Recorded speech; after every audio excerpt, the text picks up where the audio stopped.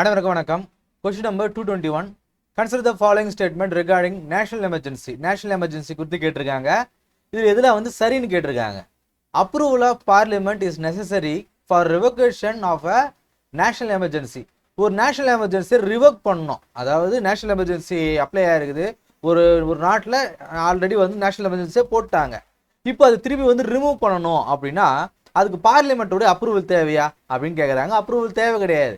பார்லிமெண்ட்ல இம்ப்ளிமெண்ட் பண்ணுறதுக்கு மட்டும்தான் கேபினட் அப்ரூவல் தேவையை தவிர்த்து அதை ரிவோக் பண்ணுறதுக்கு பிரசிடென்ட்டே ரிவோக் பண்ணலாம். ஸோ இந்த ஸ்டேட்மெண்ட் ஆனது தவறு. The maximum time period for the operation of the national emergency is 3 இயர்ஸ்ன்னு சொல்கிறாங்க. 3 வருஷம் தான் நேஷனல் எமர்ஜென்சியோடைய மேக்ஸிமம் பீரியட் அப்படின்றாங்க. இது தவறு. இன்ஃபினிட்டா, அதாவது ஒவ்வொரு 6 மாதத்துக்கும் ஒரு தடவை அந்த அப்ரூவல் வாங்கிட்டே நம்ம எக்ஸ்டெண்ட் பண்ணிகிட்டே இருக்கலாம். அப்போ 2 ஸ்டேட்மெண்ட்டுமே தவறு. Option D is the right answer. Question number 222. Which of the following rights are available only to Indian citizen and not available to non-citizen? அதாவது அந்த லட்சுமிகாந்தில் சொல்லியிருப்பாங்க ஃபண்டமெண்டல் ரைட்ஸை. லட்சுமிகாந்தில் இல்லை, கான்ஸ்டியூஷனில் சொல்லியிருப்பாங்க.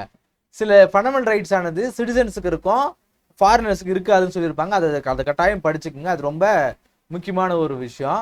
ஸோ எதுலாம் சிட்டிசன்ஸ்க்கு மட்டும் ஒன்லி டு சிட்டிசன் அப்படின்னு கேட்குறாங்க. So correct. Right to freedom of speech and expression, right to assemble peacefully. இது 2 தாங்க. இது 2 மட்டும்தான் சிட்டிசன்ஸுக்கு மட்டும் இருக்குது, ஃபாரினர்ஸுக்கு கிடையாது. சரிங்களா? அப்போ 2 and 4 option C is the right answer. Question number, which of the following is not a unitary feature of the Indian constitution? Indian கான்ஸ்டியூஷன்ல யூனிட்டரி ஃபீச்சர், அதாவது ஒன்றிய அரசாங்கம். ஒன்றிய அரசாங்கம்னா அது ஃபெடரல் சிஸ்டம்னா கூட்டாட்சி, யூனிட்டரினா ஒன்றியம், அதாவது சென்ட்ரலைஸ்டாக இருக்கும். எது அதோடைய ஃபீச்சர்ஸ் கிடையாது அப்படின்றாங்க. அப்படி பார்க்கும்போது பை கேமரலிசம் அப்படிங்கிறது யூனிட்டரி ஃபீச்சர்ஸ் கவர்மெண்ட்டுடைய ஒரு ஃபீச்சர் கிடையாது. சிங்கிள் கான்ஸ்டியூஷனு பாருங்க, பை கேமரலிசமே இந்தியாவில் இருக்கிறதுனால தான் அது அரை கூட்டாட்சி நாடு அப்படின்னு சொல்கிறோம். ஸோ யூனிட்டரி ஃபீச்சர்ஸில் இருக்குது, அதாவது ஃபெடரல் ஃபீச்சர்ஸில் இருக்கக்கூடிய அந்த பை கேமரலிசமும் இருக்குது, சிங்கிள் கான்ஸ்டியூஷனு யூனிட்டரி ஃபீச்சரில் இருக்கக்கூடிய சிங்கிள் கான்ஸ்டியூஷனும் இருக்குது. ஸோ எல்லாம் கலந்துருக்கிறதுனால தான் இதை ஒரு அரை கூட்டாட்சி நாடு அப்படின்னு சொல்கிறோம். So not a unitary feature அப்படின்னு பார்க்கும்போது bicameralism. Question number 224. Consider the following statement regarding the applicability of fundamental rights to armed forces. So இப்போ ஆர்ம்டு ஃபோர்ஸஸ் எடுத்துக்கிறாங்க. இப்போ ஃபண்டமெண்டல் ரைட்ஸில் என்னென்னலாம் சொல்லியிருப்பாங்க? ஃப்ரீடம் ஆஃப் எக்ஸ்பிரஷன் ஒன்று இருக்குது இல்லையா? நம்ம என்ன வேணாலும் பேசலாம், நான் என்ன வேணாலும் நம்மளுடைய கருத்துக்களை ஷேர் பண்ணலாம். இதெல்லாம் ஃபண்டமெண்டல் ரைட்ஸில் வரக்கூடிய ஒரு விஷயம். இப்போ அவங்க ஒரு அரசியல் கட்சியை சார்ந்து அவங்க ஆதரிக்கலாமா அப்படின்னு கேட்டீங்கன்னா அவங்களாம் ஆதரிக்கக்கூடாது, அவங்களுடைய கருத்துக்களை பேசக்கூடாது. ஸோ பாருங்க, நிறைய இந்த எலெக்ஷன் கமிஷனில் கூட பாருங்க, நிறைய பேர் தங்களுடைய கருத்துக்கள் இப்போ ஜட்ஜஸை குறித்து சில பேர் தங்களுடைய கருத்துக்களை சொல்லுவாங்க. நம்ம பார்க்குறோம், ரீசெண்ட் டேஸில் சொல்லிட்டு இருப்பாங்க. ஆனால் அதுக்கான விளக்கங்களை தங்களை டிஃபெண்ட் பண்ணிக்கக்கூடிய அந்த அதிகாரம் கிடையாது, அவங்களுக்குலாம் கிடையாது. கோர்ட்டில் ஏதாவது ஒன்று வந்துச்சுன்னா அதுக்கு ரிப்ளை பண்ணுவாங்களே தவிர்த்து அவங்கள அரசியல்வாதிகள் மாதிரி பொதுமக்கள் மாதிரி அவங்க அவங்கள டிஃபெண்ட்லாம் பண்ணிக்க மாட்டாங்க. ஸோ அதே போல தான் ஆர்ம்டு ஃபோர்ஸஸ்லையும். ஆனால் இப்போ இந்த எலெக்ஷனில் பார்க்கும்போது நிறைய கவர்மெண்ட் ஆஃபீஸர்ஸ் எல்லாம் ஸ்டேட்டஸை தெருக்கி விட்டுன்னு இருக்காங்க. என்னோட ஃப்ரெண்டு கூட கவுண்டிங்லாம் இருந்தான். அப்போது அது ரிசல்ட் வந்த உடனே கூட ஒர்க் பண்ணுற எல்லா கவர்மெண்ட் ஸ்டாஃபுமே அவங்களுடைய வாட்ஸ்அப் பேஜஸில் அவங்களுக்கு பிடிச்ச அந்த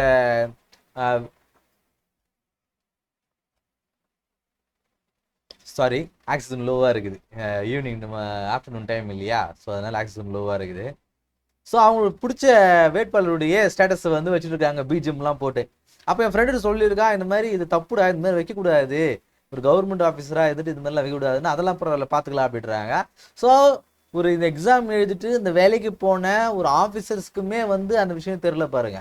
இந்த மாதிரிலாம் நம்ம செய்யக்கூடாது அப்படிங்கிறத என்ன மாதிரியான மனப்பான்மையில் இருக்காங்க அப்படின்னு தெரியல. அப்போ எதுக்காக இந்த எக்ஸாம்லாம் வச்சு உங்களை இதை தேர்வு பண்ணி அனுப்புகிறாங்க? ஸோ அதான் சொல்கிறாங்க. ஸோ ஆர்ம்டு ஃபோர்ஸஸில் இருக்கக்கூடிய அந்த ஃபண்டமெண்டல் ரைட்ஸ் பற்றி கேட்டிருக்காங்க. ஸோ இதெல்லாம் சரி.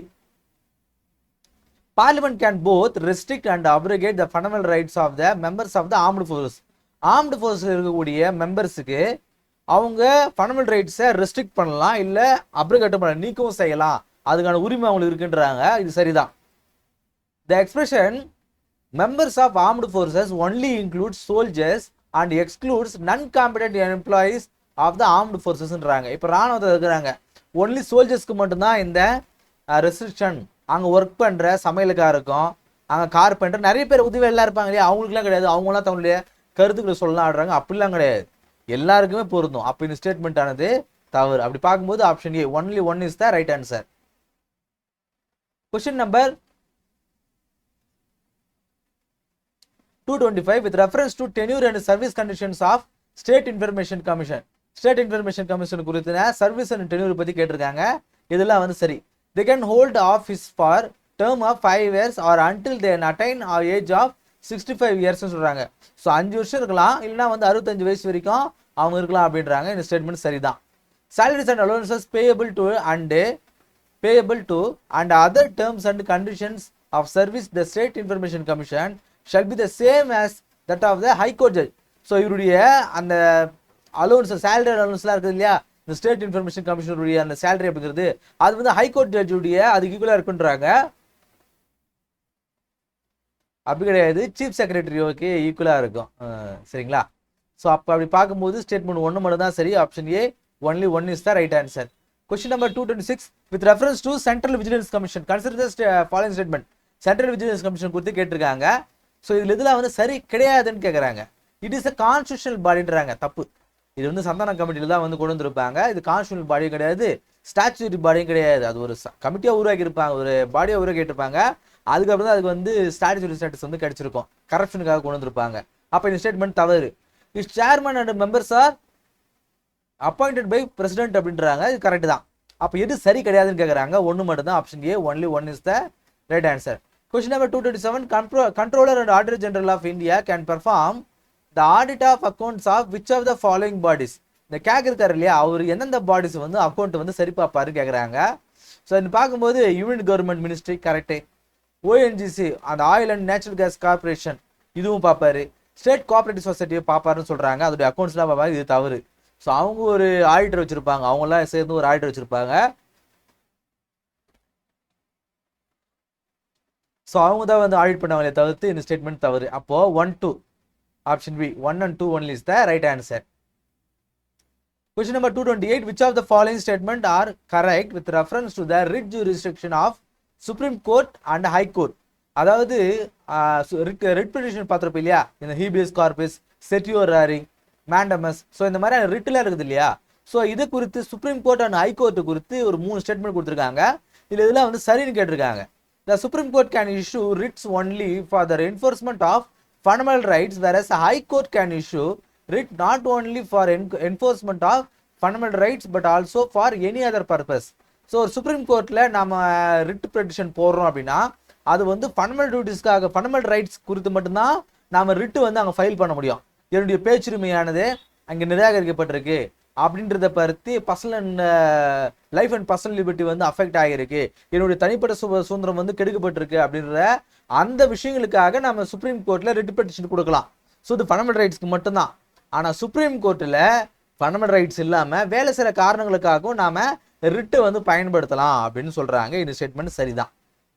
பாருங்கள், இது ரொம்ப முக்கியமான ஒரு ஸ்டேட்மெண்ட். இது சரிதான். The Supreme Court and High Court can issue writs against a person or a government throughout the territory of India. So இது வரைக்கும் சரி. இது வரைக்கும் சரி. Throughout the territory of India அப்படிங்கிறது இங்கே தான் வந்து தப்பாயிடும். காரணம் என்னன்னா சுப்ரீம் கோர்ட்டுக்கு அந்த பவர் இருக்குது. ஏன்னா இந்தியா முழுக்க ஒரு ரிட் பெட்டிஷனை வந்து செலுத்தக்கூடிய அதிகாரன்றது வந்து சுப்ரீம் கோர்ட் இருக்குது. ஆனால் ஹை கோர்ட் அப்படிங்கிறது வந்து டெரிட்டோரியல் பேஸ்டு. ஏன்னா அதுக்கு உட்பட்ட இடத்துல மட்டும்தான் அதுக்கான ஆர்டர்ஸை கொடுக்க முடியும். கரெக்டா? இப்போ தமிழ்நாட்டுக்குன்னு சொல்லிட்டு சுப்ரீம் ஹை கோர்ட் இருக்கு அப்படின்னா தமிழ்நாடுக்குள்ள தான் அது ஜூரிஸ்டிக்ஷன் இருக்கும். ஆந்திராவில் இருக்கக்கூடியவங்களுக்கு வந்து தமிழ்நாட்டில் இருக்கக்கூடிய சென்னை ஹைகோர்ட் வந்து ரிட் பெட்டிஷன் கொடுக்க முடியாது இல்லையா. அப்போ இந்த ஸ்டேட்மெண்ட் ஆனது தவறு. While the Supreme Court may not refuse to exercise its writ jurisdiction under Article 32, the High Court may refuse to exercise their writ jurisdiction under Article 226 அப்படின்றாங்க. என்ன சொல்றாங்க? இப்போ நம்ம இந்த ரிட் பெட்டிஷனை வந்து 2 ஆர்டிகல் மூலமா வந்து நம்ம அப்ளை பண்ண முடியும். இப்போ சுப்ரீம் கோர்ட்ல இருக்காங்கன்னு வச்சுங்க, ஆர்டிகல் 32 பயன்படுத்தி நம்ம ரிட் பெட்டிஷனை சுப்ரீம் கோர்ட்ல ஃபைல் பண்ண முடியும். இதே ஹை கோர்ட் அப்படின்னா ஆர்டிகல் 226 பயன்படுத்தி ஹை கோர்ட்ல நம்ம ஃபைல் பண்ண முடியும். இப்போ வரக்கூடிய அந்த ரிட் பெட்டிஷனை சுப்ரீம் கோர்ட்டால ரிஃப்யூஸ் பண்ண முடியாது. மே நாட், அவங்களால ரிஃப்யூஸ் பண்ண முடியாது, கட்டாயம் எடுத்துக்கணும். காரணம் என்ன? ஃபண்டமெண்டல் ரைட்ஸ் வயலேட் ஆகுதுன்ற காரணத்துக்காக அவங்க ரிட் பெட்டிஷன் ஃபைல் பண்ணுறாங்க. ஸோ அதை வந்து நீங்கள் வந்து ரிஃப்யூஸ் பண்ண முடியாது. பட் ஆனால் ஹைகோர்ட்டில் ரிட் பெட்டிஷன் பண்ணும்பொழுது மே ரிஃப்யூஸ், அவங்க வேணும்னா அதை ரிஃப்யூஸ் பண்ணலாம், முடியாதுன்னு சொல்லிட்டு அதை திருப்பி அனுப்பலாம். காரணம் என்ன? It is not only a fundamental rights, other ரீசன்ஸுக்காக நான் ரிட் பெட்டிஷனை வந்து ஃபைல் பண்ணுறோம் இல்லையா? ஸோ அதன் காரணமாக இது ரிஃப்யூஸ் பண்ணுறாங்க. இந்த ஸ்டேட்மெண்ட் சரிதான். அப்போது எது சரின்னு கேட்டிருக்காங்க? 1 and 3. Option C is the right answer.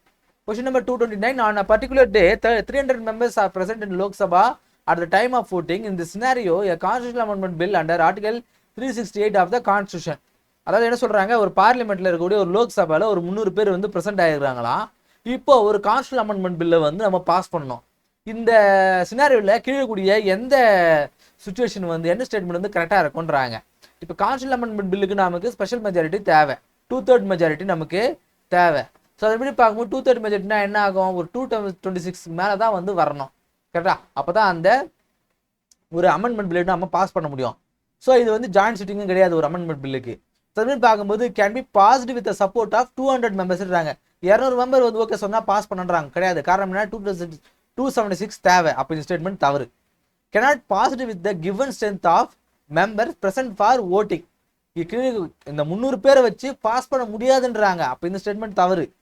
can be passed with the support from minimum of 150 members. 150 பேர் வந்து ஓகே சொன்னாலே போதும், பாஸ் பண்ணலான்றாங்க கிடையாது. 276 தேவை. அப்போ இந்த ஸ்டேட்மெண்ட் தவறு. cannot be passed without the support of at least 276 numbers. Statement correct. அதாவது 276 பேருக்கு குறைவில்லாமல் இருந்தால் மட்டும்தான் ஒரு கான்ஸ்டியூஷன் அமெண்ட்மெண்ட் பில்லை பாஸ் பண்ண முடியும். அப்போ இந்த ஸ்டேட்மெண்ட் சரி. Option D is the right answer. Question number 230. Consider the following statement regarding president rule under Article 356 of the Constitution. President rule குறித்து கேட்டிருக்காங்க. இல்லை இதெல்லாம் வந்து சரின்னு கேட்டிருக்காங்க. There is no maximum period prescribed for its operation. அதாவது maximum period கிடையாதுன்றாங்க. ஒரு ஸ்டேட்டில் வந்து நம்ம பிரசிடென்ட் ரூலை கொண்டு வரோம்னா மேக்ஸிமம் பீரியட் அப்படிங்கிறது 3 years. அப்போ இந்த ஸ்டேட்மெண்ட் தவறு. நேஷனலில் மட்டும்தான் வந்து இன்டிஃபினிட் பீரியட், ஸ்டேட்டில் அப்படி கிடையாது, 3 வருஷம் தான். when it impose the president can assume to himself any of the power vested in governor. Governor கிட்ட ஒரு பவர் இருக்குதுன்னா அது அவருடைய பவராக வந்து கருதப்படுன்றாங்க. கரெக்ட் தான். இந்த ஸ்டேட்மெண்ட்டு சரிதான். அப்போ option B 2 only is the right answer. So இந்த கிளாஸ் இல்லாமல் பார்ட்டியில் ஒரு 10 கொஸ்டின் பார்த்தோம். அடுத்த கிளாஸ் சந்திப்போம். நன்றி.